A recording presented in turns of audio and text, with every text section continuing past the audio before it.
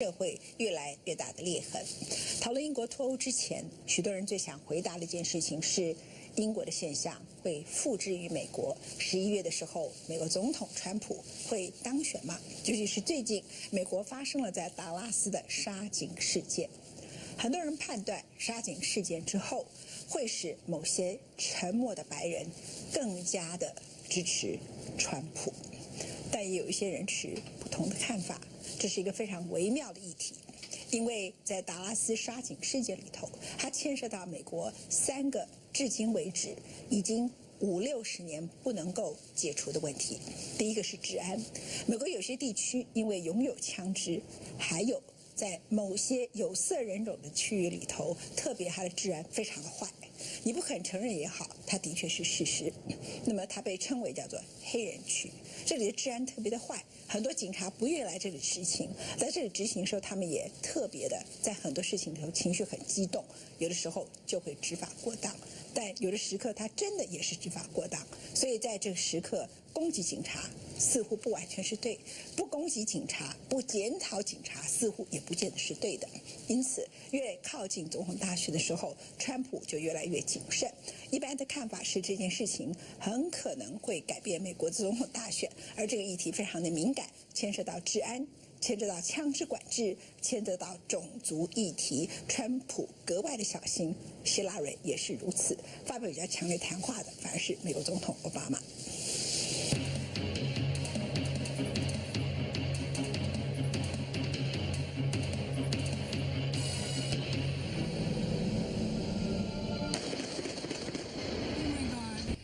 枪击案震惊全美，狙击手趁执勤远警维持游行秩序之际，蓄意从高处射杀执法者，毙命前道出行凶动机：我就是想杀白人警察。血淋淋的杀戮再次透露出种族冲突的死结是美国社会挥之不去的噩梦。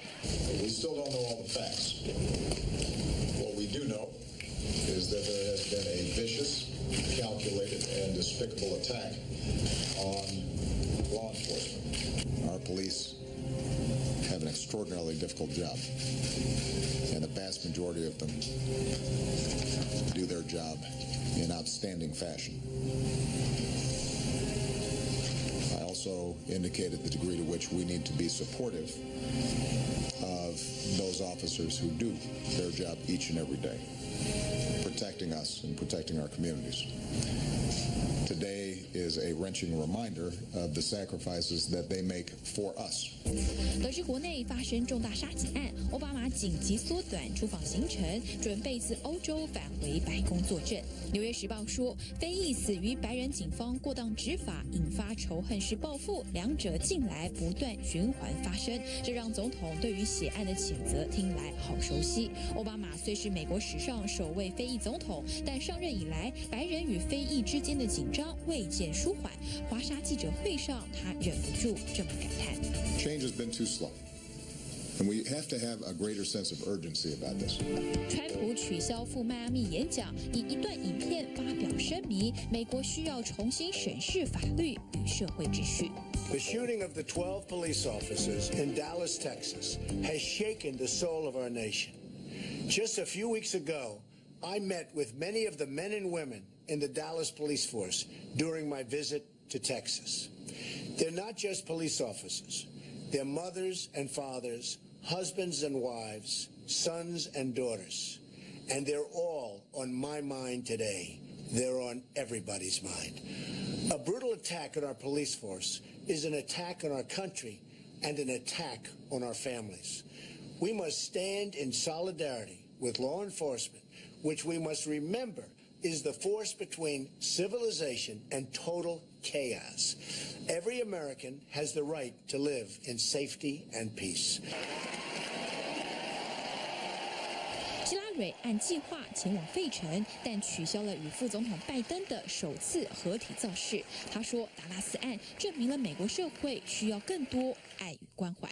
Ending the systemic racism that plagues our country and rebuilding our communities where the police and citizens all see themselves as being on the same side will require contributions from all of us. White Americans need to do a better job of listening. When African Americans talk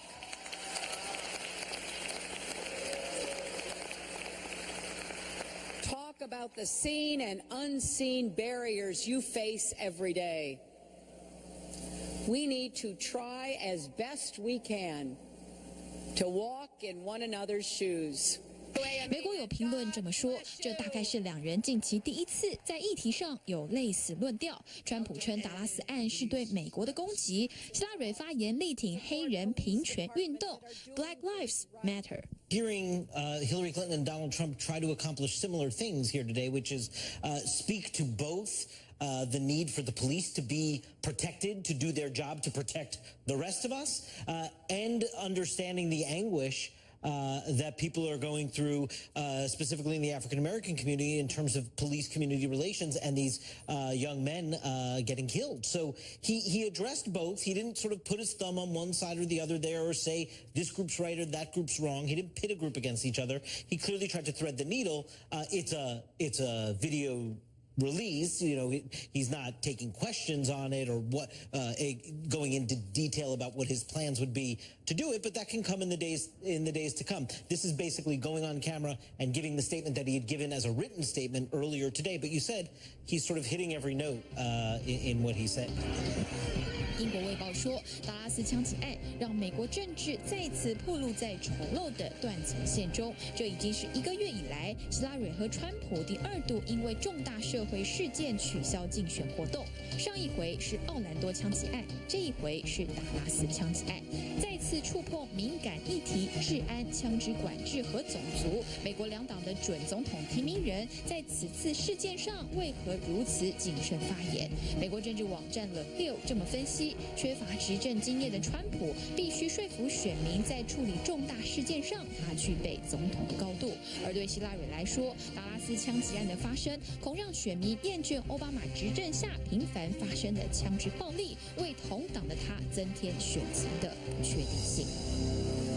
而在整体美国总统大选里头呢，最近这个礼拜最重要的第一个发展是希拉蕊的电邮门案，就是当时他在国务卿期间的时刻，他不管是私人的 email， 还是他担任国务卿，就牵涉到很重要的国家安全议题。那么国务卿呢，他把公部门的事情也是用私人的 email 一起使用的。这个调查结果，美国司法部门决定 不起诉。虽然我们刚刚看到了达拉斯杀警案，而很多人认为这很可能是一些沉默的白人更加的支持他们过去已经倾向于支持的川普啊，但是有待观察。目前为止呢，在达拉斯这个杀警案之前，川普的民调是在滑落的情形。希拉蕊在电邮门不被起诉的事件之后，他们两个人的民调差距是高达13%。Facts are pretty clear. I did not send nor receive anything that was classified at the time. I did not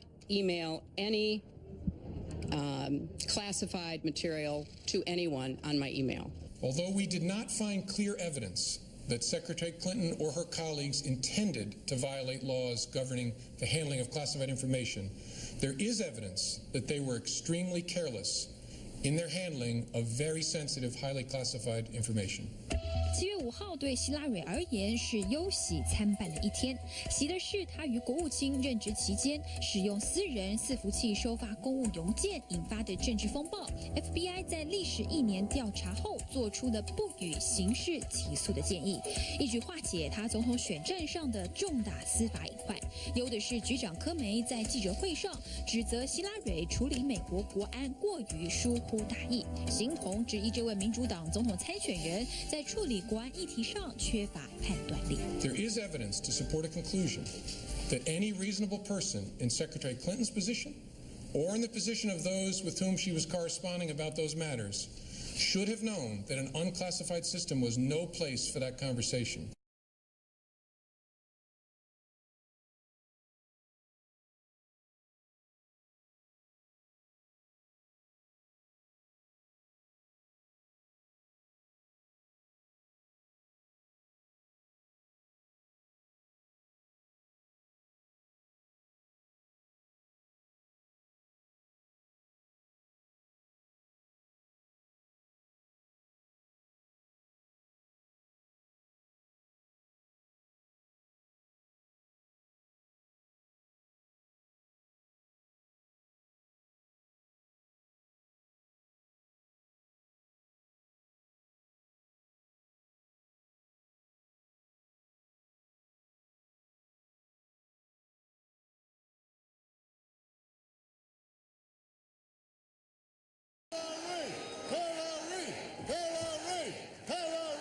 I can tell you this. Hillary Clinton has been tested. There has never been any man or woman more qualified for this office than Hillary Clinton. Ever. But I'm here today because I believe in Hillary Clinton. And I want you to help elect her to be the next president of the United States of America. 两人对电邮风波只字未提，希拉蕊夸赞奥巴马总统任内的表现，接着拿他与川普做了鲜明的对比。When I look at President Obama, I see a leader with heart, depth, and humility. Some of you might remember that he and I competed against each other as hard as we could back in 2008. But when it was over, I was proud to endorse him and campaign for him. Compare that to Donald Trump. Can you imagine him sitting in the Oval Office the next time America faces a crisis? The world hangs on every word our president says, and Donald Trump is simply unqualified and temperamentally unfit to be our president and commander-in-chief. Today is the best evidence ever that we've seen that our system is absolutely, totally rigged. 川普此时也在北卡 ，FBI 局长对希拉蕊的批评为川普提供了反击的素材，因为希拉蕊在选战中主打的正是他的国家经验。She sent vast amounts of classified information, including information classified as top secret. Top secret. Okay? And this is where they said that she was extremely careless and, frankly, I say, grossly incompetent. She will be such a lousy president, folks. So sad. Okay. The lives of the American people were put at risk by Hillary Clinton so that she could carry on her corrupt financial dealings. That's probably why she didn't want people to see what the hell she was doing. Director Comey's presentation shredded the claims that Secretary Clinton made throughout the year with respect to this issue. He laid out a case how the things she had been saying she had or had not done were false. So we have seen nothing but stonewalling and dishonesty from Secretary Clinton on this issue, and that means there are a lot more questions that need to be answered. 华府智库学者夏碧罗在《金融时报》撰文写道：“电邮门事件细节不重要，重要的是它将不断被炒热，直到11月大选为止，从而不断强化一种泛泛的说法：希拉蕊不值得信任，这一场政治风暴不会结束。”接着回到英国脱欧的议题，在英国这一次脱离欧盟的公投里头，有一部分的人认为他只是在投英国和欧盟的关系，但是后来在公投之后，人们赫然发现有一大群人，他们所以如此强烈的支持英国脱离欧盟的原因，是因为他们反对外来的移民，而不是反对未来的移民，甚至是现在也是在英国既有的移民。而且不是反对刚刚来的移民，他甚至反对第二代、第三代，反正不是盎格鲁撒克逊的白种人的移民，在英国各地方都出现被羞辱的状况。英国金融时报很感慨地说，这场公投掀开了很多人所看到的英格兰对过往的荣耀的不切实际的回忆，以及仇外的精神，而这种仇外的情绪正在毁掉英国可以再度站起来、可以茁壮的多元精神。哈佛大学经济学 Rogoff 他希望所有的人在看到英国脱欧事件里头，好好的深思一件事情：这不是英国的事情。英国作为民主典范的国家，他在这一次所做出来的选择，表现出来的情绪，对许多全球经济学家对他的警告毫不在乎。他呈现出在金融海啸之后非常破裂的社会和政治的关系。英国这场脱欧公投让所有的人学习，也看到当你用这么负责任轻率的方式，它意味着什么。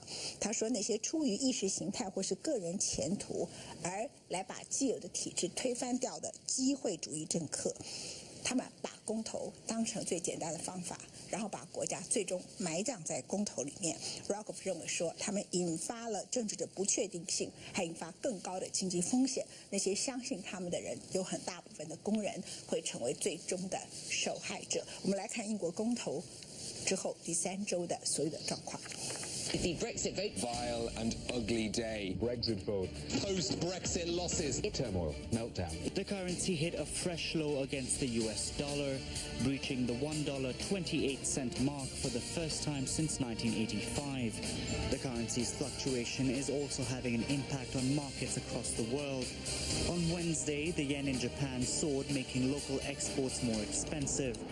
Car makers tumbled, and this resulted in Japanese shares dropping by more than 2%. Since the Brexit vote, investors have been looking for safer places to put their money. The price of gold, along with gold exchange, traded funds, and gold-related stocks, have hit a new 52-week high, with the price hovering around $1,300 per ounce. It's a big increase, so much that that's a 25% increase over this time last year. 脱欧公投过了半个月，英国人一睁开眼，仍是一跌再跌的英镑，不知往哪走的未来。平稳的生活一系大改，此时英国的政治人物还在伤口上撒盐。Now, nearly 2 weeks on from that vote, the primary cheerleader of a so-called Brexit has made a shock announcement. During the referendum campaign, I said, I want my country back. We've got our country back. What I'm saying today is I want my life back. And it begins right now. Thank you. For more than 20 years, Nigel Farage campaigned for the UK to leave the European Union. And now that he got what he wanted, he says he's leaving too. Farage is resigning as head of the UK Independence Party, or UKIP, the second top Leave campaigner after Boris Johnson, to step away after the Brexit vote. That is the agenda for the next Prime Minister of this country. I have concluded that person cannot be me. I would have thought that they would have had a plan. Instead of developing a plan, they are leaving the boat. Those who've contributed to the situation in the UK have resigned. Johnson, Farage and others. They're not patriots. Patriots don't resign when things get difficult. They stay.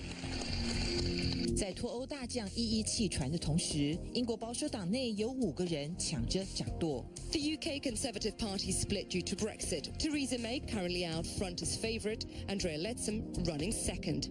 经过2轮投票后，支持留欧的内政大臣 Theresa May 和支持退欧的能源大臣 Andrea Leadsom 7号以199张和84张议员票分居前2位。接下来将由15万保守党员进行最后的投票，结果将于9月9号宣布。依目前民调看来 ，Theresa May 出现的几率较高，但无论2人谁出任新党魁，都意味着下届英国首相将会是一名女性。Not everything needs to be negotiated before Article 50 is triggered and the exit process is concluded. 党魁选举中占据第2的 Andrea Leadsom 认定，英国脱欧必须要由英国首相正式通知欧盟，启动里斯本条约第50条款才算开始。但是欧盟似乎没那个心思顾虑英国的心情。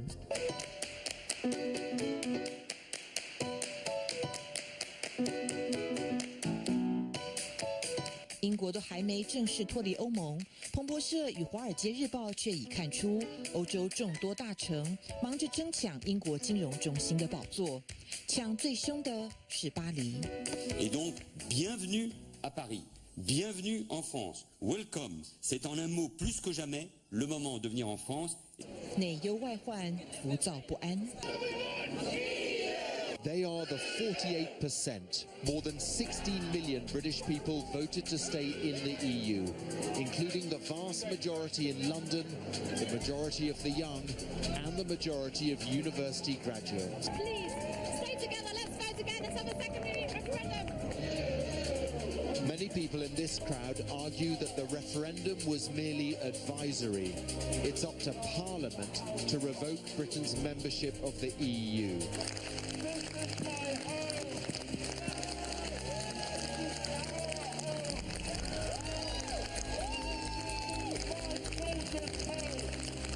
But it's difficult to imagine that Parliament will ignore the majority, the almost 17.5 million who voted for Britain to come out.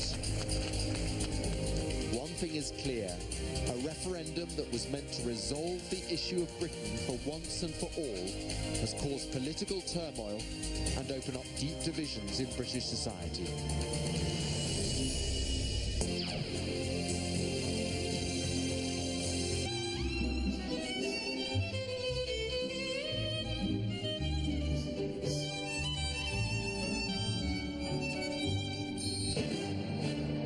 即使到了第3周，在英国是很罕见的状况，在脱欧公投之后，仍然有人上街游行。示威者认为，他们并不是不接受这次公投的结果，而是在公投的过程期间，竞争的环境太不公平，报纸跟网络媒体有太多造假的讯息，而且是错误跟刻意造假的讯息实在是太多。民主重要的不是结果，而是一个公平的过程。他们认为这次的公投是一个不公平的过程。示威者认为脱欧派是用谎言骗取了选票，这场民主是一个假的民主，它建构在谎言之上，所以它不是一个对的民主程序。而英国这一次呢，脱欧公投之后，这些上街示威的人，他们拿的口号叫做为欧洲游行。那脱欧派是胜利派，当然很多领导者一个一个辞职，因为脱欧面临的问题非常非常的多。但基本上脱欧派说这是输的一方在耍脾气。美国最近有一个 talk show Samantha B 呢，其实他代表全世界的人，就问所有的一个问题说，那像这种言论这种方式，这种不见得是诚实的讯息，在英国都会发生，在美国现在也正在发生，那会不会2016的启示录就是川普当选美国总统？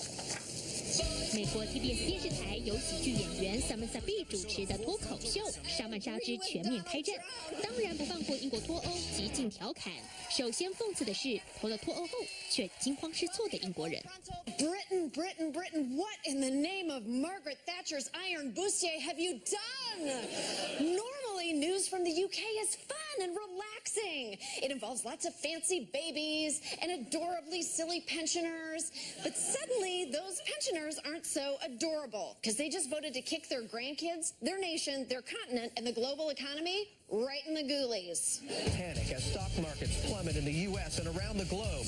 A day of chaos, a day of havoc. Foreign policy analysts now concerned what effect Britain's exit will mean for a unified European effort to fight the rising tide of terrorism.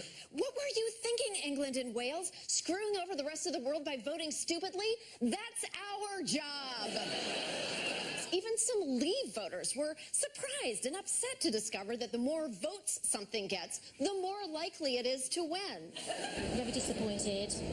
The whole family this morning, even though the majority of us voted to leave, we are actually regretting it today. I wish we had the opportunity to vote again. We would vote differently because obviously the facts are coming in now. I'm shocked that we actually have voted to leave. I didn't think that was going to happen. My vote, I didn't think was going to matter too much because I thought we were just going to remain.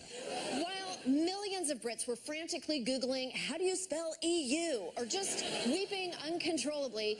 接下来脱欧派政客谎言连篇的变卦丑态，当然当场抓来再调侃一次。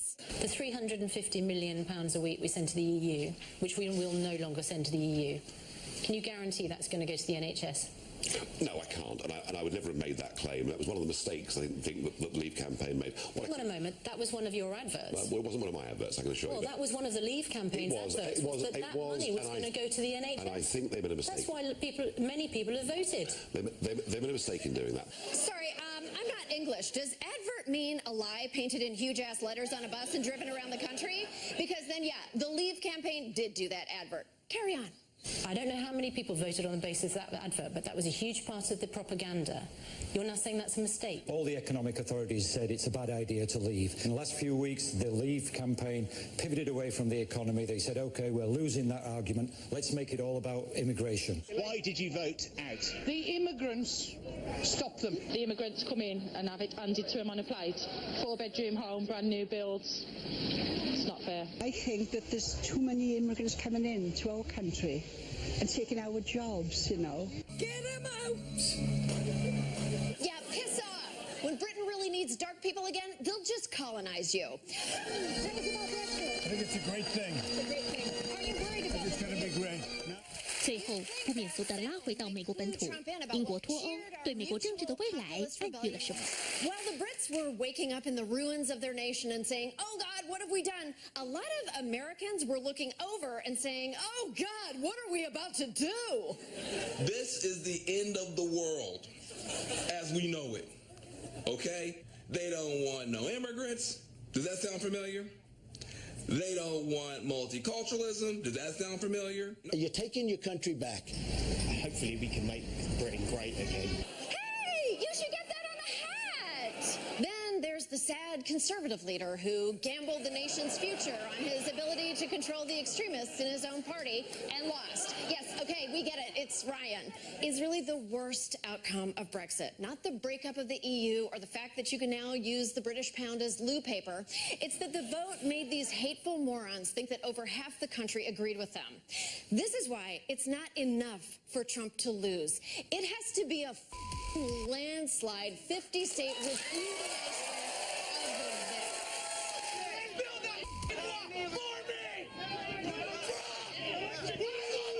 Not only can Trump win, Trump is probably gonna win, not because he's smart, but because we're so stupid that we keep telling people it can't happen here. It just happened in the UK.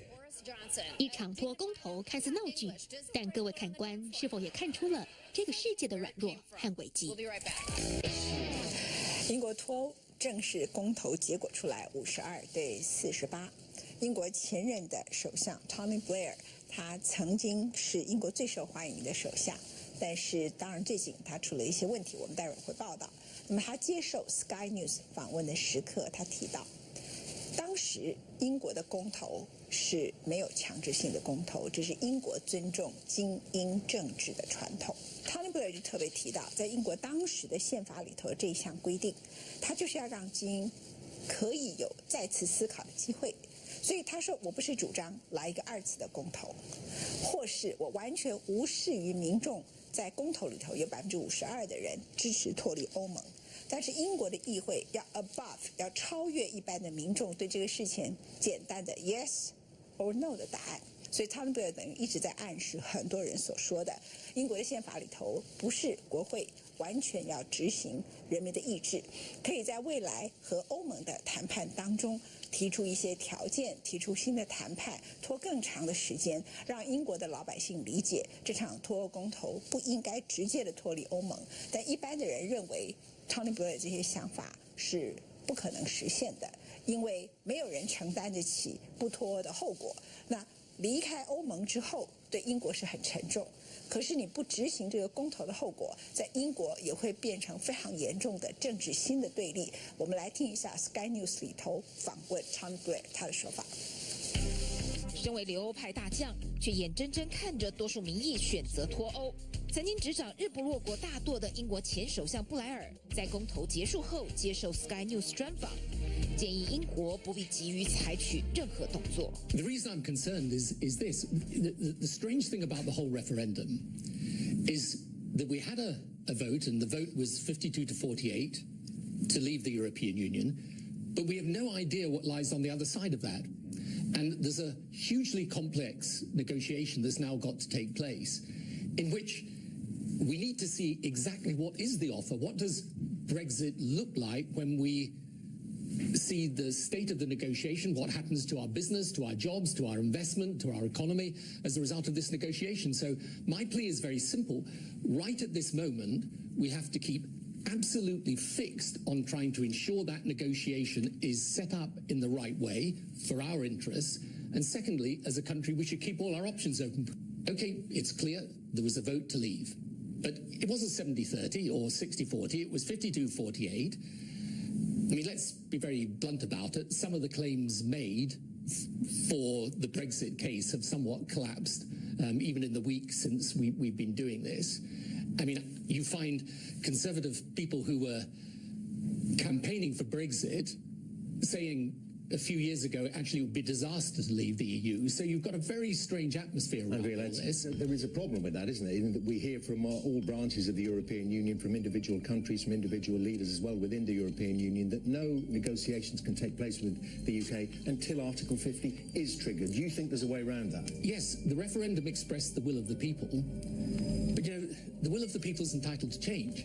So we should keep an eye also, and Parliament's got a very important role here. Are you saying that this could be revisited? There could be a second referendum, or that Parliament could override the vote? And I don't think you can override the settled will of the people, but my point is very simple. You know, it's 52-48. Suppose if it's clear that these terms are bad for us, if we have major parts of business and the financial sector saying that this is not a good deal for us, if people start to worry about their jobs, you know, we should just keep our options open. I'm not saying we have another referendum. I'm not saying you can revisit this. I'm simply saying there's no rule about this. We're a sovereign people. We can do what we want to do. And Parliament, no, of course it shouldn't override the will of the people, but it is also the job of Parliament to express the will of the people and to make sure that they scrutinise carefully what this new deal might be. Well, there will be a limit to how long we can do that. How long for? Well, frankly, in my view, for as long as it takes to get an idea of what the other side looks like. I mean, what is it that we're going to agree? What is the real impact on business? Well, if we come out of the European single market, which of course is the first big question, do you go to negotiate to get back into the single market, but that, in a sense, invalidates your reason for Brexit, or do you leave that to a World Trade Organization type negotiation, which would any of us have experienced the World Trade Organization? I mean, this would be years before we get our position clarified. 其实早在脱欧公投前2周，隶属不同政党的政坛死对头英国前首相梅杰和布莱尔就曾为了留欧议题尽弃前嫌，携手呼吁脱离欧盟不只将冲击英国经济，也将危害英国团结，引发苏格兰重启独立，并对北爱尔兰情势造成动荡。I think the most important thing in politics is to do what you think is right. In the end, you may be right or wrong, but ultimately, I think leadership is about assessing the situation as you see it, and then doing what you think is right, even if it's not always very popular. Why is it important that we're in Europe? Because in the 21st century, being part of a major alliance and commercial market is in the interests of the country. Why is it important that we are engaged in the world and prepared to intervene? Because this is a world more integrated than ever before, and a security problem in one part of the world is a security problem here. So these arguments, they're not gone away. They're still there, and I've no doubt at all that as a new generation comes through, they will find advocates of it.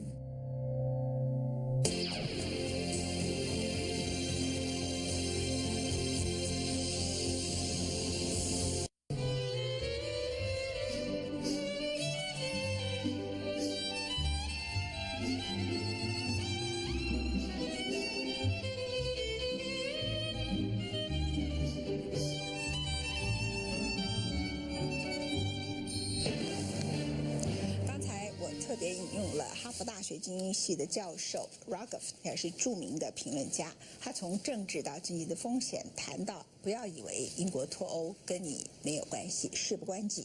他提到了全球正在凝聚的民粹主义。这个民粹主义呢，是金融危机之后的结果，也就是经济衰退的结果。但是民粹主义可能诱发经济的再衰退，于是由更严重的一个民粹主义变成再崛起，变成一个非常恶性的一个循环。所以他非常烦恼全球即将进行的一连串的改变，而最靠近的、最危险的是意大利的10月宪改公投。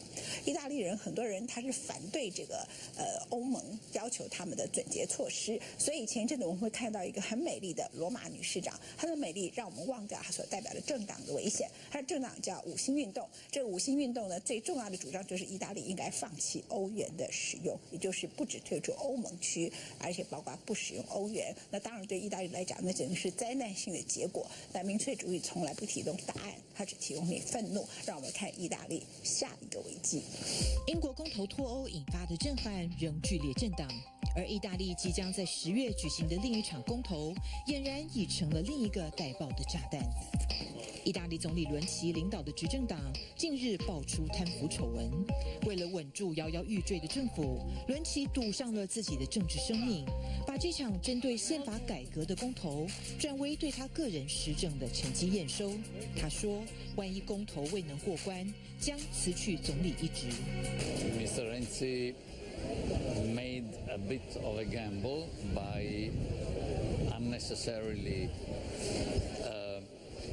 putting his prime ministership on the line in case he lost, he'll lose the referendum. 10月公投日期未定，内容是询问意大利民众是否赞成将目前参议院的315席缩减为100席，借以削弱参议员的权力，简化意大利的立法程序。伦齐曾把这项改革比喻为意大利改革之母，好为他野心勃勃的振兴经济计划铺路。金融市场普遍也看好他的改革意图。企业游说团体工商联合会预料，若公投未过关，政治动荡将恶化成金融与经济的全面混乱，意大利经济将陷入衰退，造成资本大外逃。对此，前总理蒙蒂并不认同。Wait a moment. Italy is the only country that in Southern Europe that has come out of the financial crisis of the Eurozone without asking for a single euro of external support. It hasn't had a troika. 目前根据民调，赞同宪改的比例略高于反对阵营，但英国脱欧公投显示，民调的可信度已大打折扣。才刚经历了英国脱欧惊悚剧的投行纷纷发表悲观评论。花旗集团说，万一伦齐真的离职，恐将成为英国脱欧之外欧盟最大危机。摩根大通则预料，若目前的中间偏左政府下台，并由民粹政党取而代之，意大利恐将迈入政治高度不稳定的阶段。这是五星运动1年前发起的反欧元、反准节示威。民调显示，这个迅速窜起的民粹政党已取代伦齐领导的民主党，成为意大利最受欢迎的政党。分析师认为，虽然宪政公投不大可能演变成意大利脱欧公投，但五星运动公然反对欧元的立场，已成了欧元区整体性与稳定性一大潜在变数。但除了政局不稳，意大利金融业更因为银行坏账而危机四伏。《华尔街日报》报道，意大利银行贷款中有17%是不良贷款，坏账总额达3600亿欧元，约合台币13兆。意大利银行的坏账占比比美国银行业在金融海啸最高峰时还高出3倍。万一失控并波及其他欧盟国家，情况将难以收拾。Contagion, of course, was the problem that really writ large during 2007 and beyond. And I think that would be something of a concern, that if there were to be a systemic failure in Italy on a major scale, then there would be that risk of contagion spilling out through the other European banks.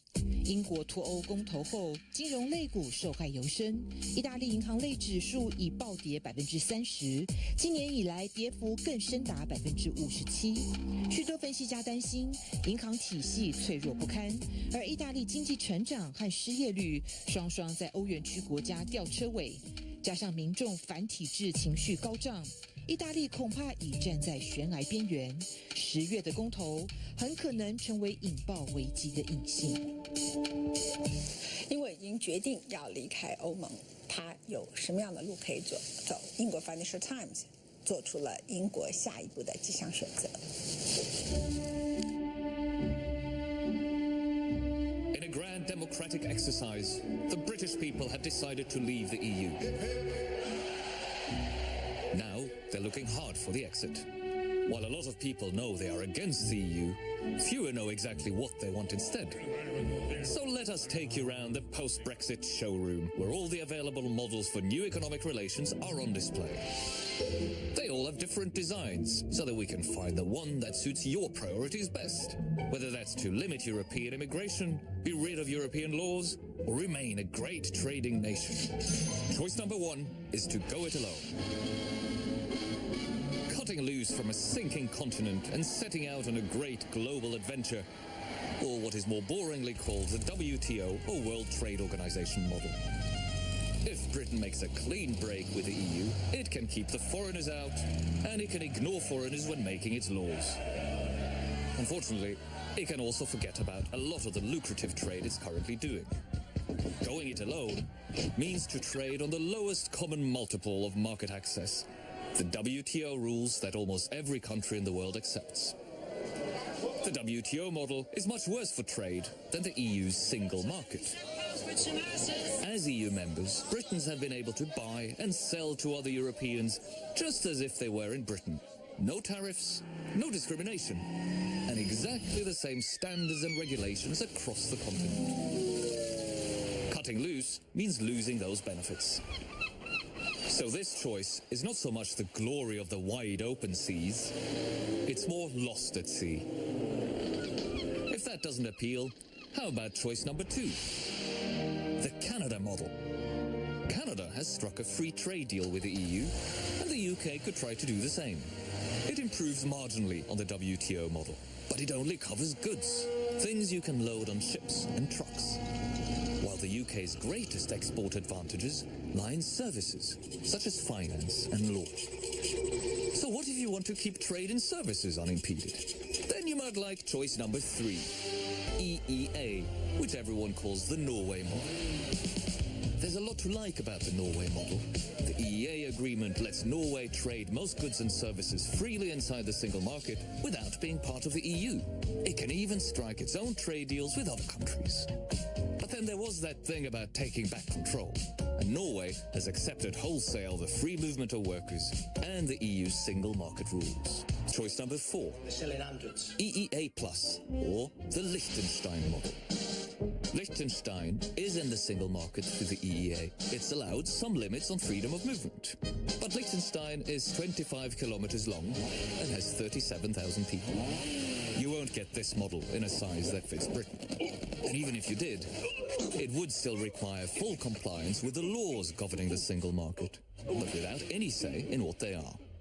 So I'm afraid there is no model that ticks all the boxes. If you avoid immigration or laws not made at home, you lose out on trade. So you have to choose which priority to give up. If you could accept free movement, we do actually have a model that gives full single market access and equal power of the rules. In fact, choice number 5 has been our best-selling model for years.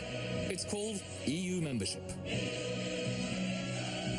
But then that's the model you've just come to trade in.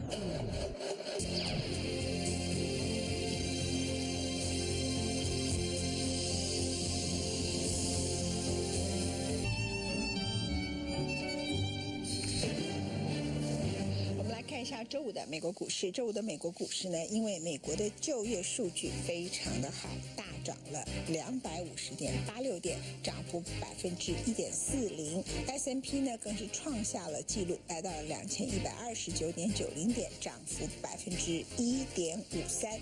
除了就业数据之外，一般的另外一个看法是英国脱欧所产生的影响，所以一整周美股出现的是涨幅的情况，3大指数都是涨幅。英国脱欧之后，许多人的看法认为联准会会耐心的等待升息时间。来看一下英镑对美元本周继续的跌幅了2.39%，空头到现在，英镑已经跌了13.69%。国际一般的投资银行都认为这只是刚开始，将来还会跌幅更深。本周欧股，英国是涨了0.19%，法股跌了1.95%，德国1.50%，那么其他的指数呢，分别都是出现下跌1%左右，基本上并没有太大的一个变化。最值得注意的是黄金，在美元指数本周是上涨了0.68%，因为它还是一个很重要的一个避险货币。而黄金的价格在周五因为美国公布强于预期的6月非农业数据之后，一度大跌，但很快就反弹，可见它多么受欢迎，成为现在主要的避险的最主要的指标。金价在本周的时候继续上涨了1.45%，来到了1358.40的一个价位。而英国脱欧对整个亚洲的汇率也造成了影响，其中最严重的是日本，日元本周再度升值了1.97%，对日本来讲经济打击很大。我们待会儿在文茜世界财经报为大家报道。那么从脱欧到现在为止，大跌了45.87%，这种跌幅呢，最终会冲击退休基金还有保险业者，也就是说，这些害怕退休基金会缩水的人，他在自己投票之后真的缩水了，因为英国的退休基金出现了非常严重的亏损，主要原因就是因为政府公债的殖利率跌到历史的低位。而意大利，我们刚刚谈到，意大利10月即将公投，那么它的公债殖利率呢，现在是跌了14.71%，所以风险已经相当的靠近。待会儿回到文茜世界财经周报。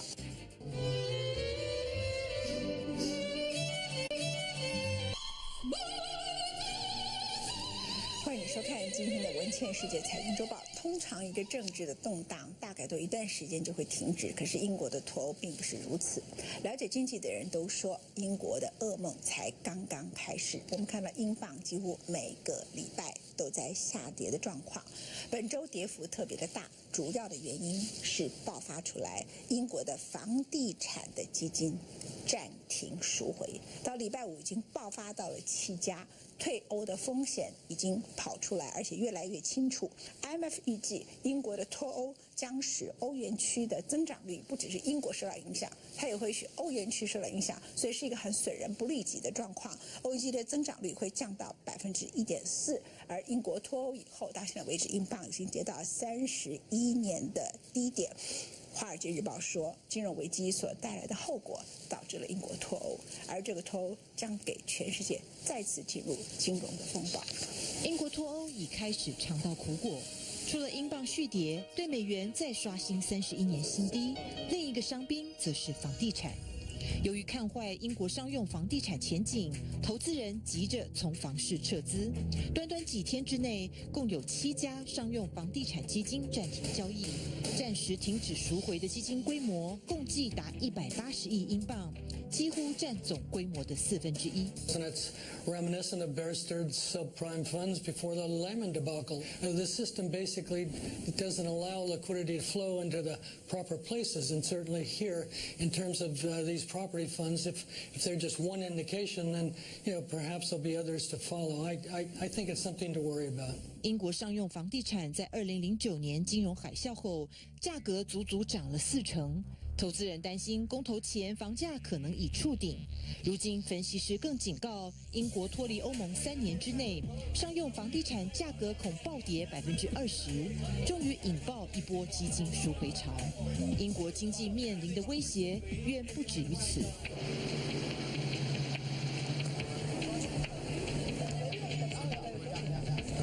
金融区重镇金丝雀码头是英国辨识度最高的地标之一，但此地美丽的天际线近日却暗淡了不少。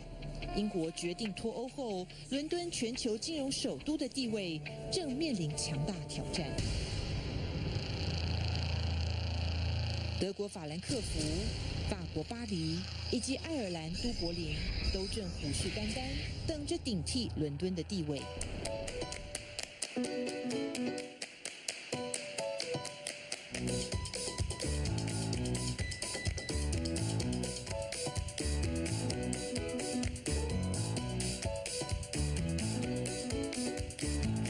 英国是通往欧陆的门户，跨国大银行把据点设在英国，贩售金融产品和服务至欧洲单一市场，也就是所谓的护照通行权。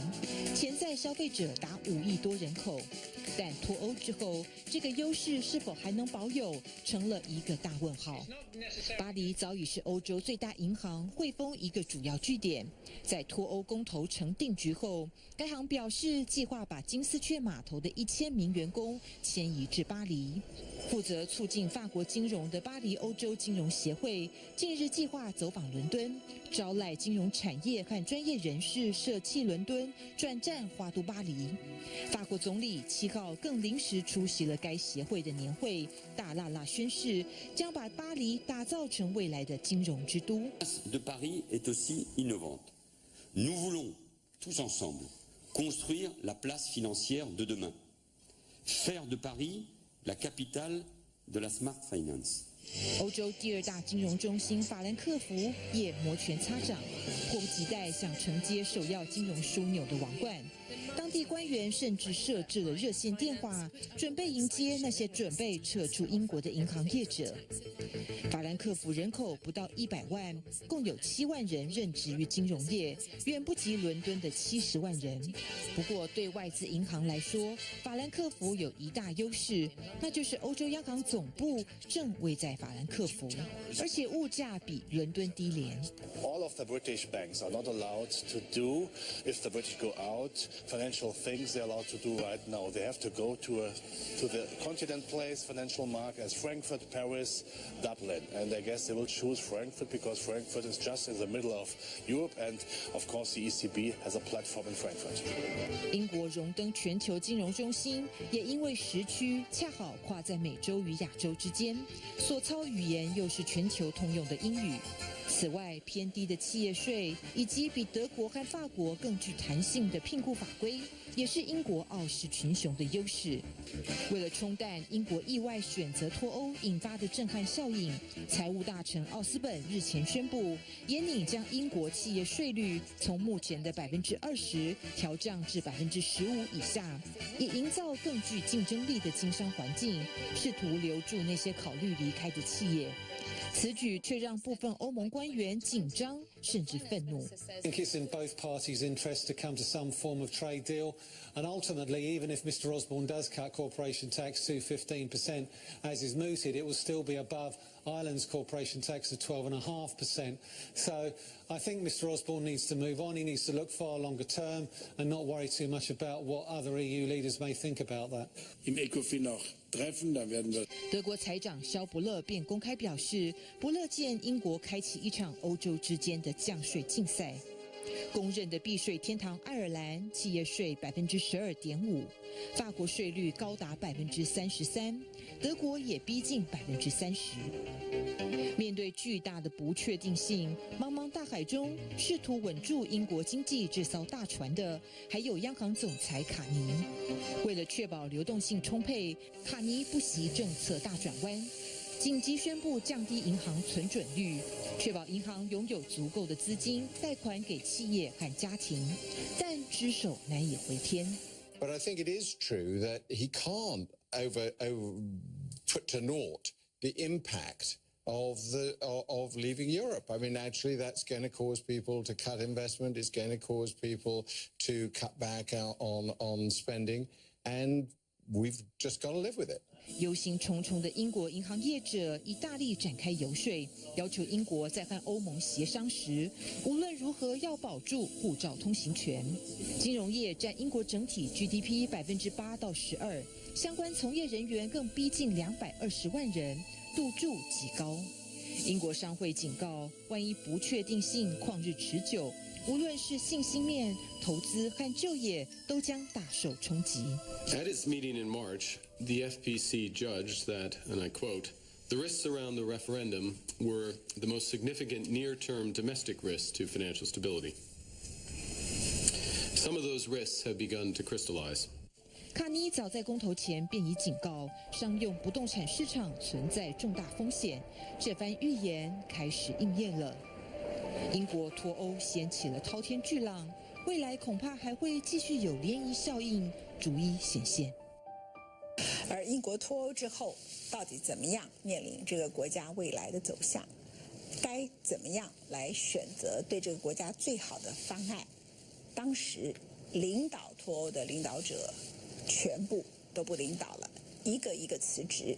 有的辞职的理由是说，我要回到我更好的生活，因为我的任务已经完成了。这是独立党的党魁，而且他说他要到其他欧盟的国家去鼓吹他们独立吧，拿回你国家的主权，离开欧盟。其次就是前伦敦市长 Johnson， 他因为看到他的好朋友 Michael Gove 要出来参选保守党的党魁，他也说我不干了，我要走了。而更离谱的是，保守党党魁正式要选出来的话，也就是下任真正的首相，最终呢，第一次投票的结果9月9号会出来。第一次投票的结果，最领先的是 Theresa May， 而 Theresa May 是原来的留欧派，所以如果9月9号选出的是他，10月现任的首相 Cameron 下台，然后由 May 接手的话，他是留欧派，他不是脱欧派。英国正在给大家看一场比莎士比亚更可怕的闹剧。What a night it has been, an historic morning for British and European politics. As the nation wakes up to the news, it has voted for the first time ever. A nation has voted to leave the European Union. We've got our country back. 身为脱欧派中最直言不讳也最积极的一名大将，英国独立党党魁法拉奇在公投获胜当天毫不掩饰喜形于色之情，高喊欧盟已死之余，倡议6月24号该列入史册作为英国独立日。不久后的澳洲媒体专访还说自己再高兴不过了。 Did I read correctly where you wept when you heard the result? Well, I don't know about that. A little tear? Perhaps. Tears of joy. I was pretty happy. 然而政治真是一周也嫌长。英国前首相威尔逊的至理名言贴切形容了接下来的发展。7月4号，52岁的法拉奇在一片惊讶声中宣布辞任党魁。他说，从政10多年来，念兹在兹的终极理念终于实践，是该功成身退了。 I have never been, and I've never wanted to be, a career politician. My aim in being in politics was to get Britain out of the European Union. That is what we voted for in that referendum 2 weeks ago. And that is why I now feel that I've done my bit, that I couldn't possibly achieve more than we managed to get in that referendum. And so I feel it's right that I should now stand aside as leader of UKIP. 这不是法拉奇第一次辞任党魁。2015年，英国独立党在国会大选只拿下1席，法拉奇黯然请辞，3天后就反悔。但这回辞意瞬间，他说要回归当个普通人。And it's not easy, perhaps, when you feel a degree of ownership of something, to let it go. But it does come, as I say, at a cost. Has come at a cost to me, and perhaps to those around me. During the referendum campaign, I said, I want my country back.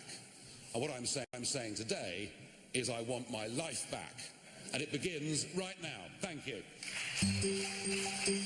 法拉奇充满喧嚣的政治生涯，像极了他从政前的本业——伦敦交易所的大宗商品交易员。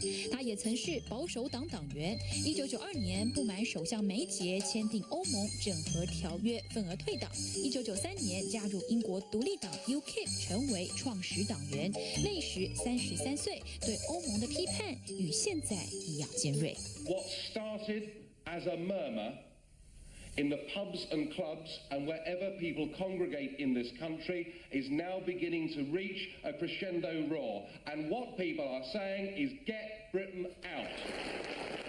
法拉奇自1999年当选为代表英格兰南部的欧洲议员开始，便以激情且争议的演说风格闻名欧洲。2010年，他出言侮辱欧洲理事会主席范龙佩，让全世界认识了他，却也遭罚款3000欧元。We were told that when we had a president, we'd see a giant global political figure, the man that would represent all of us on the world stage. Well, I'm afraid what we got was you. And I don't want to be rude, but you have the charisma of a damp rag and the appearance of a low-grade bank clerk. And the question that I want to ask, that we're all going to ask is, who are you? I'd never heard of you. Nobody in Europe had ever heard of you. I would like to ask you, President, who voted for you? And what mechanism? Oh, I know democracy's not popular with you lot. And what mechanism do the peoples of Europe have to remove you? Is this European democracy? Sir, you have no legitimacy in this job at all. We don't know you. We don't want you. And the sooner you're put out to grass, the better. 脱欧大业已成，法拉奇却选择抽身离开。路透社说，这等于让自己在英国接下来该如何与欧盟切割上头得以置身事外。公投后才与法拉奇与一场激辩的欧盟执委会主席容克不禁调侃：英国脱欧大将怎么都跑了。Diejenigen, die dieses Ergebnis mit herbeigeführt haben in Großbritannien, treten einer nach dem anderen von der Bühne ab. Johnson, Farage, andere. Das sind eigentlich, und als solche entpuppen sie sich, Retro-Nationalisten und keine Patrioten. Patrioten gehen nicht von Bord, wenn die Lage schwierig wird, dann bleiben sie. Nice to see you, everybody. Who are you going to back? Tell us who you'll back. Why? What have you done to this country? Seems you're right to me. What? Seems you're right to me. Rubbish. Seems absolutely fine to me. What? Absolute rubbish. Nonsense. You stood based on your own interest. Yes, you did. Absolute disgrace. You don't have the guts to sort it out. Rubbish. Mr. Johnson, you fought for Brexit. Aren't you responsible for implementing it? Wouldn't have run without him. Come on. Abandoned the sinking ship. Hopeless. Honestly. Unleashed intolerance, inequality, shocking behaviour. Mr. Johnson， 前伦敦市长强森，另一名临阵脱逃的脱派大将，宣布退出保守党党魁之争翌日，在家门口惨遭路过市民羞辱。外界原本预期，在留派主帅因向卡麦隆宣布辞任后，脱派领导人强森是下任首相不二人选，并寄望他担起责任收拾脱欧局面。怎料脱派2号人物强森的亲密战友英国司法大臣麦可戈夫，在党内登记的最后一天6月30号，狠将强森一军宣布参选党魁。3小时后，强森召开记者会，一度引用沙欧名言：“眼下不是对抗历史潮流的时刻，而是该顺应潮流，才能驶往幸运。”当时在场记者没人领会，只觉得强森不再妙语如珠，直到他抖出最后的包袱。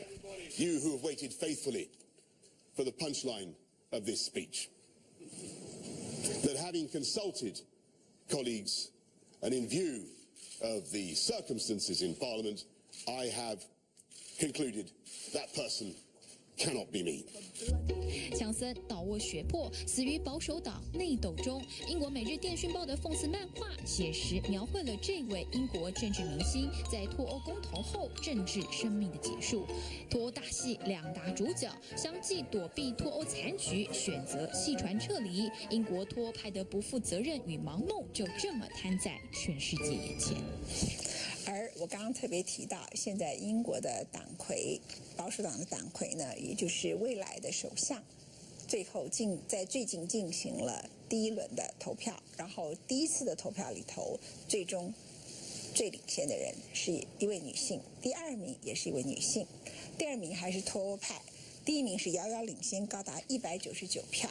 在这个情况里头，遥遥领先的远远高于第2名的199票的 Theresa May， 她是一位留欧派，所以大家就讲说，你英国人到底在做什么？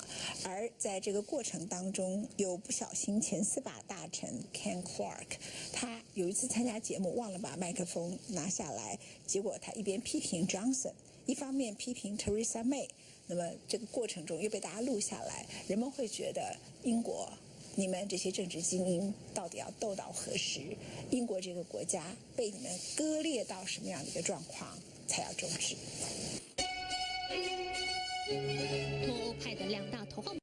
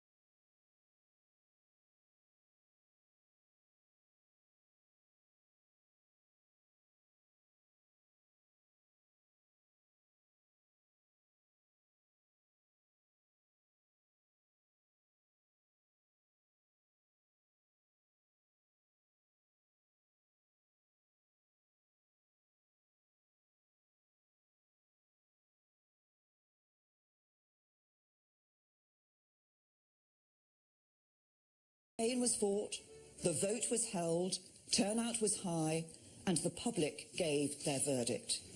There must be no attempts to remain inside the EU, no attempts to rejoin it through the back door, and no second referendum. The country voted to leave the European Union, and it is the duty of the government and parliament to make sure we do just that.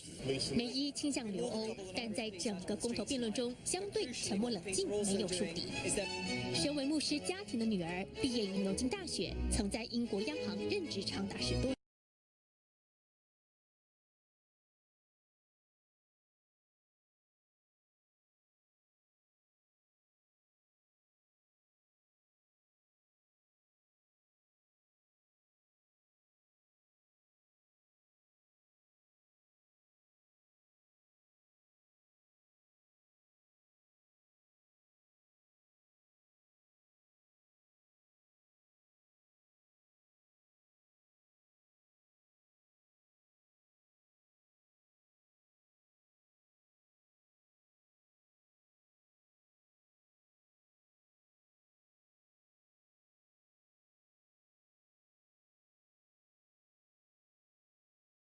Now, if you are Prime Minister, when will we be out of the EU?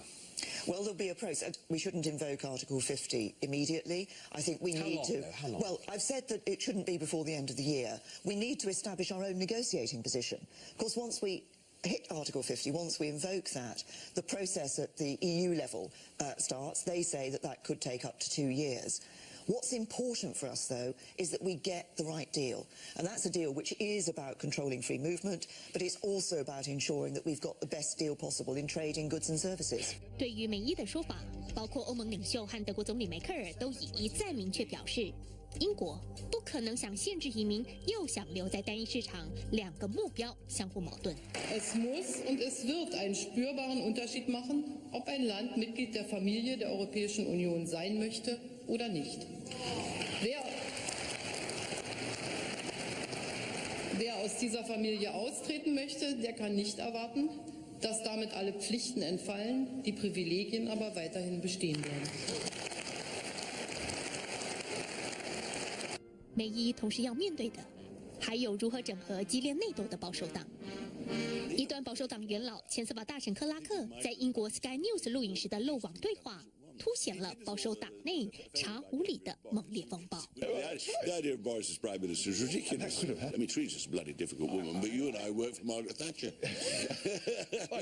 She's too narrow on her department. The thing I don't know, she's been in the Home Office far too long, so I only know in detail what her views are on the Home Office. She doesn't know much about foreign affairs.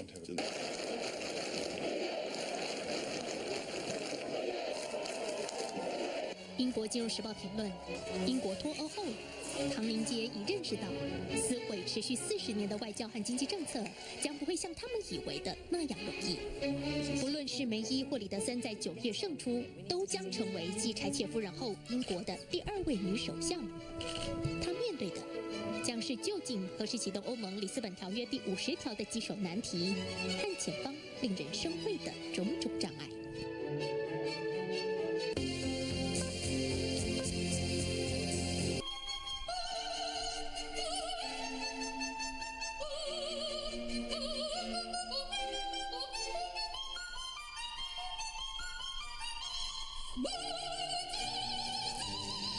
为什么许多人担心的金融风暴，你觉得不像 Lehman Brothers 当天一样，全部一直大跌，跌得不停？似乎你觉得这个问题并不严重，但是我们在这个礼拜3周之后，在英国脱欧之后，我们看到了将近16天，整个英国的房地产的避险基金开始停止赎回，然后很多问题它像瘟疫一样、细菌一样，慢慢的。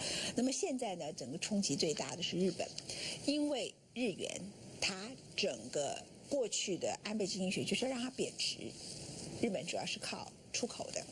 他希望靠它贬值，然后可以有利于日本的出口。结果日元呢，在英镑失去了它被信赖的国际货币地位之后，非常多的钱，除了有像黄金，有像美元，但觉得美国联准会不太会升息，那么过去已经涨太多了，这次都冲向了日元，所以它使得日元飙升，侵蚀获利。那么日本变成一个非常大的受害者，认为脱欧付出很大的代价。日本政府自己评估，因为英国脱欧，日本将面临4年来第一次的经济衰退。那么分析师预期，光是日本出口里头最重要的，像 Toyota、丰田，它可能因为英国脱欧这件事情，然后导致日元大涨，它将大减23亿美金的获利。而为了要减少它的开支，也就是你获利减少这么多，那你就要减少开支。于是呢，丰田就叫他的员工，这么热不能开冷气，不要搭电梯。9000公里外的一场公投，让日本投资人经历了惊心动魄的一天。Initial results in Britain's referendum on membership of the EU show support for leaving is stronger than expected. 日本でもその行方を多くの人が見守りました。BBC は離脱の票が多数を占めることが確実になったと伝えました。今日経平均株価が15000円台を割り込みました。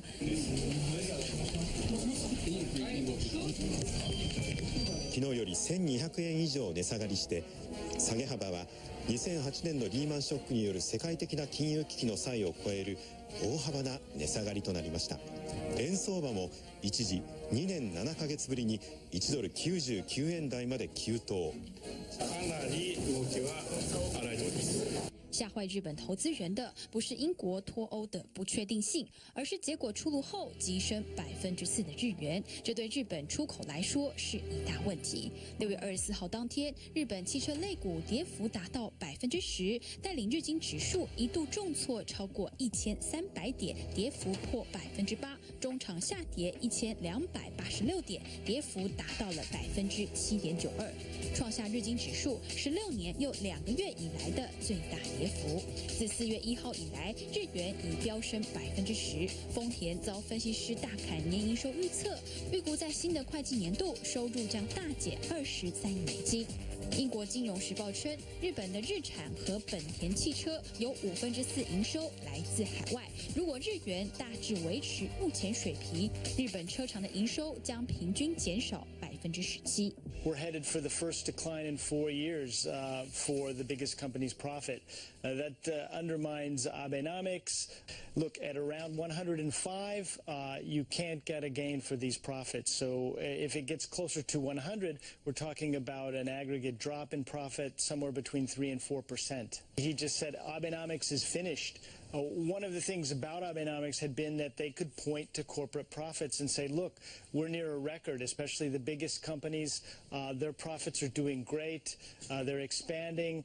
Even though they weren't expanding in Japan, the biggest companies themselves had been saying they'd been under pressure by Abe to raise wages, to increase capex inside Japan, and they hadn't been doing that. One of the reasons they hadn't been doing that is they were thinking, look, the yen could go back up, and when that has happened now. 事实上，日本的丰田和本田全球产量仅2%来自英国。脱欧影响最剧烈的是有10%的汽车都在英国制造的日产。Nissan will be a major exporter of cars into Europe. 日产1986年到英国开设工厂，在今年正好迎来设厂30周年。英国当地时间6月24号凌晨，脱欧公投的计票还在最初阶段。英国中部城市桑德兰的投票结果早早揭晓，当地支持脱欧的比例超过60%，而桑德兰正好是日产汽车在欧洲的重要生产基地。在英国脱欧之后，日产汽车向欧洲大陆的出口最多有可能被征收10%的关税。1000社を超える日本企業がイギリスに進出しておりまして、累計の投資額だけでも10兆円を超えると。截至6月为止的统计，在英国投资的日企有1380家。受到英国脱欧影响，并非只有汽车业和金融业，还有一些你可能想象不到的产业。去年1年間の盆栽を含む植木の輸出総額は76億円余りと10年で5倍以上に増えています。現在の EU のルールでは定められた検疫を受けることで鉢植えの状態で盆栽を輸出できますが、離脱後のイギリスが土の持ち込みを禁じる厳しい基準を設けた場合、輸出は見直さざるを得ないといいます。土を落として根を洗って、でその根洗いということは木にもダメージがある。不安を感じるか尋ねたところ、合わせて 69% が不安を感じていると答えました。在冷静过后，日元汇率降回1美元兑100日元水平，日本股市也出现反弹。日本首相安倍晋三6月28号召开经济财政咨询会议，说未来会更关注包括汇市在内的金融市场动向。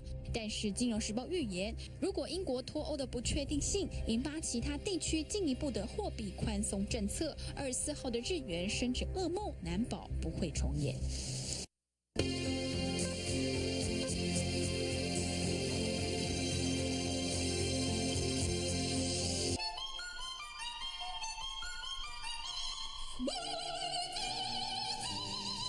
脱欧公投之后，英国的政治另外一个动荡。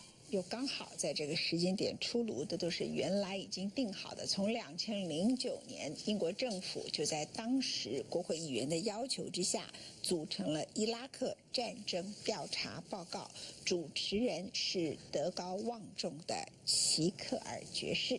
这个报告呢，总共用了250万字，耗时7年。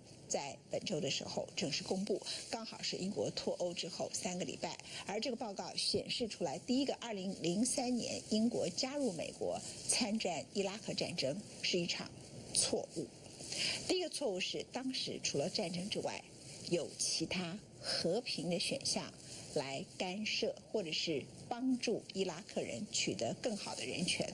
第二个，当时出兵参与战争的情报是过于草率，甚至这个时刻交给当时的英国的首相 Tony Blair 的首相上面，当时的情报里头都写了警告2个字，说虽然美国说他们在伊拉克有大规模发现萨达姆胡塞拥有大规模的毁灭武器，我们虽然拥有这个情报，但我警告你，这个情报可能并不够确实。也就是说，虽然有搜集到这个情报，但上面列了很清楚的警告语，说这个情报是我们没有办法 confirm， 是没有办法确实的。所以当时的情报是一个不确实的情报，而且 Tony Blair 非常的清楚。这个报告最后说，那个时候虽然海珊是一个独裁者，但是他并没有造成立即的威胁，使英国要参加美国这场战争。他们认为 Tony Blair 只是急着要加入小布希的阵营。7月6号是英国政府公布伊拉克战争调查报告的日子，伦敦街头出现了一群装扮特别的示威群众，迫不及待想知道报告内容。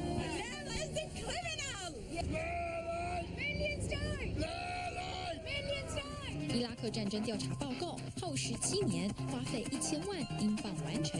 主持人齐克尔爵士指出，英国借助战争的决策过程有几项值得商榷的特点。It says that the UK chose to join the invasion of Iraq before peaceful options for disarmament had been exhausted. It also said that when the UK invaded in March 2003, there was no imminent threat from Saddam Hussein. It said that policy on Iraq was made on flawed intelligence. 决策过程的重要性反映在英国参战的昂贵代价。英国在2003至2009年出兵伊拉克，造成300名平民丧生，179名军人阵亡。彝族家属要求为死者伸张正义。战争总共花费96亿英镑，这还不包括不计其数的伊拉克军民死伤，以及目前陷入的严重内战。调查报告的焦点人物布莱尔首先向阵亡人员及家属致意，接着回应报告内容。Now, the inquiry claims that military action was not a last resort, though it also says it might have been necessary later. With respect, I didn't have the option of that delay. I had to decide. I thought of Saddam, his record, the character of his regime. I thought of our alliance with America, and it's important to us in the post-9/11 world, and I weighed it carefully. I took this decision with the heaviest of hearts. 有记者问布莱尔：“那你为什么道歉？” Apologising for today? For the mistakes. But what mistakes? What are the mistakes that you acknowledge? The mistakes on planning and process, I absolutely acknowledge. And I accept responsibility, and I'm not passing responsibility off to someone else. I accept full responsibility for those mistakes. 记者追问布莱尔：“如果重来一次，会怎么做？” I would take the same decision. If I was back in the same place with the same information, I would take the same decision, because obviously that's the decision I believed was right. All I'm saying today, because obviously some of the intelligence has turned out to be wrong, the planning wasn't done properly, I have to accept those criticisms, I accept responsibility for them. But I think people want me to go one step further, and this is my problem. It's a very fundamental problem, and I know it causes a lot of difficulty, even with people who might support me otherwise. They say, no, we want you to apologize for the decision. I can't do that. 布莱尔还是坚持自己在当时做了最好的判断，有的彝族家属感到气愤。Anger, that healing, that 11.5 years I've worked for. I've gone back to that time when I learned that my brother had been killed. And there is one terrorist in this world that the world needs to be aware of, and his name is Tony Blair, the world's worst terrorist. We must use this report to make sure that all parts of the Iraq war fiasco are never repeated again. 当这个我们看到这个伊拉克报告，他特别提出来，除了没有必要发动这场战争这个亲民的报告，最后给点出来，你根本没有战争的善后，就打完了你就要跑了。所以现在他就陷入内战，陷入内战以后，就是我们所知道最终 ISIS 的崛起。ISIS 最近它正在整个从伊拉克到叙利亚的境内快速的减弱，但另外一个发展是对我们台湾这种亚洲人非常重要的一个情况，就是 ISIS 虽然快速的减弱，但是它的致命性，它正想朝境外的地方发展，而目前它的方向是朝亚洲发展，所以我们可以看到它对东方寻找沃土，比如说它在孟加拉所进行的恐怖攻击，那么包括像菲律宾，包括像马来西亚，通通都被点名。ISIS 现在整个势力在欧洲都拒绝了他们，那么恐攻各方面大家都非常紧张，然后在整个中东地区受到了联军的包围，势力在削弱的同时，它现在最新发展的疆域是往亚洲发展。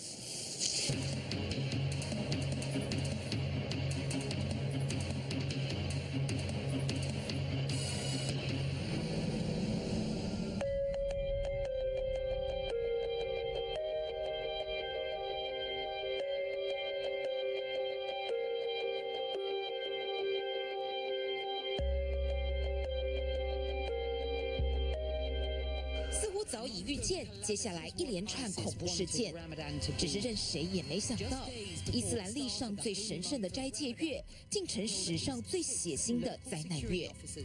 一周横跨4国，全球超过10国先后遭受不同程度形式的恐怖攻击，死伤上百人。先是一辆满载爆裂物的卡车在巴格达市中心购物商场旁的餐馆爆炸，紧接着，什叶派聚集的一座市场，午夜时分也遭受攻击，走在路边也有炸弹引爆。光是周末期间，巴格达因自杀炸弹攻击死亡人数就已攀升至250人。而这也是美国自2003年入侵以来，当地诸多汽车炸弹攻击中死伤最惨重的一起。This street is one of the most beautiful streets in Baghdad. It's similar to the Champs-Élysées in Paris. We were smelling flowers on this street. Now we are smelling death. 上千人在路边点起蜡烛哀悼死难者，但随着救难人员不断开挖，家属只能眼睁睁看着一具具遗体抬出。纽约时报说，伊拉克首都俨然成为另一个城市杀戮战场，因为伊斯兰国的逊尼派极端分子早在第一时间就坦诚犯案，但当局却丝毫拿不出办法因应。BBC 称 ，ISIS 之所以刻意选在斋戒月攻击，源自先知穆罕默德当年就是在斋戒月发动他的第一场圣战。激进分子于是把斋戒月诠释为战争月，还对同属伊斯兰教的多国策动攻击。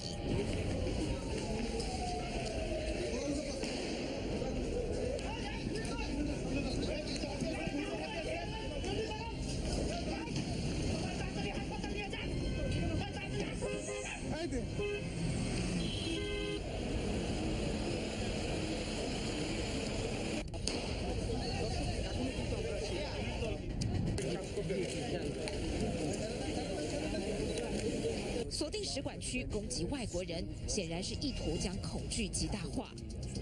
而5名出身富裕、开明家庭的孟加拉好战分子，竟然选在这个以穆斯林为最大宗教、87%人口都是阿拉信徒的地方恣意逞凶。幕后指使者同时涉及 ISIS 和盖达，并不让人意外。但攻击目标包含自由派、外籍人士和宗教少数族群，恐怕是要给全球发出一个最大预警。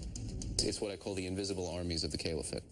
People that are unknown to ISIS, that are unknown to Abu Bakr al-Baghdadi, who are imbibing the ideology, watching the YouTube sermons, reading Dabiq, following the social media threads, seeing what they put out in their own propaganda as uninterrupted battlefield success and a kind of a messianic, global prowess. That is driving people to want to commit jihad under the black flag. 这或许正是 ISIS 想要赋予斋戒月的新意涵。谢基利组织在宾拉登遭击毙后，2014年也在南亚成立新分支，将印度、缅甸和孟加拉划为活动区。华尔街日报就以伊斯兰国的全球扩张为题指出，伴随着伊拉克和叙利亚当地承受的战争压力，极端组织也正透过多重渠道向东南亚跟南亚渗透。目前已经有大约30个激进组织宣称跟 ISIS 有关，甚至要求武装结盟。We are seeing an Islamic State that is more active in more places, and I think, multiple continents now: Europe, in South Asia, in the Middle East, in Africa, and then potentially, if you include Orlando, with someone who's affiliated themselves in the United States.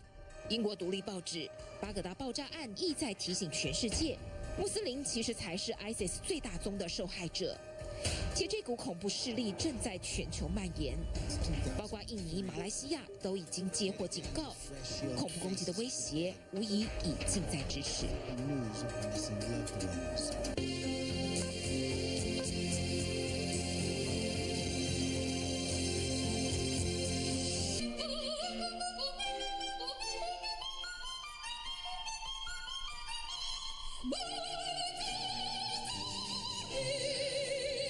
过去由于它的工时是35小时，这在全世界可能是最短的工时的劳动法，2000年正式颁布。现在法国的失业率高达10%。法国的政府认为要恢复法国的经济、降低失业率的方法，就是把工时拉长，让制造业愿意回到法国来。这个时刻，他们决定从3月份的时候进行劳动法的改革。但发起这个劳动法改革的是左派政府，左派过去跟工会息息相关。工会从3月开始已经进行了12场全国性非常大规模的示威。法国的总理在本周做了一个重大的决定，他认为如果这些议员将来想要连任，明年很快的就法国要进行总统大选，还有国会议员的选举。他认为他们都有太大的民意压力，但是为了这个国家的未来，他愿意承担。最终，他们决定改用行政命令的方法，就是不经由国会投票通过，直接宣布要放宽35小时工作制。法国政府为了解决近年来超过10%以上的失业率，积极推动劳动改革立法，希望透过工时上限的解禁与解雇条件的放宽，来提高企业主雇佣劳工的意愿。这项被法国劳工团体视为侵犯劳工神圣权益的法案，自3月起已在法国各地引发一波波示威与罢工浪潮，与政府之间的角力戏码此起彼落，双方僵持不下。7月5号，法案进入下议院的2读程序。由于距离立法通过更进一步，全法各地劳工再次发动示威抗议。以首都巴黎为例，大批抗议人潮在国会广场集结，亲子关切，情绪发展。L'opinion publique, elle reste défavorable très majoritairement à ce texte. Les syndicats sont majoritairement opposés à ce texte et il n'y a pas de majorité à l'Assemblée pour voter ce texte. Ce qui nous fait dire que pour un texte qui devait apporter que du bonheur aux salariés et plus globalement aux citoyens, c'est quand même pas un signe de force du gouvernement. Voilà. 而在国会议场内，总理瓦尔正在向议员说明劳动改革法案的重要性。Et ce pays s'est trop habitué à un chômage de masse depuis 30 ans pour qu'on n'agisse plus aujourd'hui. Aujourd'hui, nous agissons. Le chômage baisse dans ce pays et avec ces lois, nous permettrons de donner davantage de souplesse et davantage de chance aux salariés de ce pays. 但当瓦尔表示将再度引用宪法特殊条款时，议员表情凝重，现场气氛急转直下。Mon gouvernement est déterminé. My government is determined to move forward. Because these individual strategies, less than a year before the presidential elections, must not bring the country to a standstill. We must move forward for the common good. Parce que c'est l'intérêt général. In application of Article 49, Paragraph 3 of the Constitution. 瓦尔话还没说完，议场内嘘声四起，接着数十位议员退席表达抗议。法国宪法第49条第3款赋予内阁政府直接立法权，除非国会提出并通过对内阁的不信任案，否则政府通过的法案不会被推翻。这项特殊条款在执政党占国会大多数席次的情况下，有利于政府运作及施政稳定，因此被称为承诺负责条款。议场外的示威民众得到消息，转向街头继续抗议。这是巴黎2016年入春以来第12次的大型示威游行。原本和平的气氛，却也因为民众情绪高涨而变得紧张，最终与警方之间发生暴力冲突，造成数十人受伤。Most of the demonstrators I've spoken with here today tell me that the labor law reforms are in and of themselves bad enough, but the fact that a socialist president is behind them makes it even worse. After all, they say the Socialist Party and a socialist government is supposed to protect the workers. 劳动改革的修法推动，让法国社会付出了极高的经济与社会成本。2017年，欧兰德总统即将面临连任挑战，但是他与总理瓦尔的民调满意度却来到有史以来最低。为了施政上有所表现，两人所代表的法国政府在劳动改革法案的推动上，且丝毫没有放松。接下来，法案将送参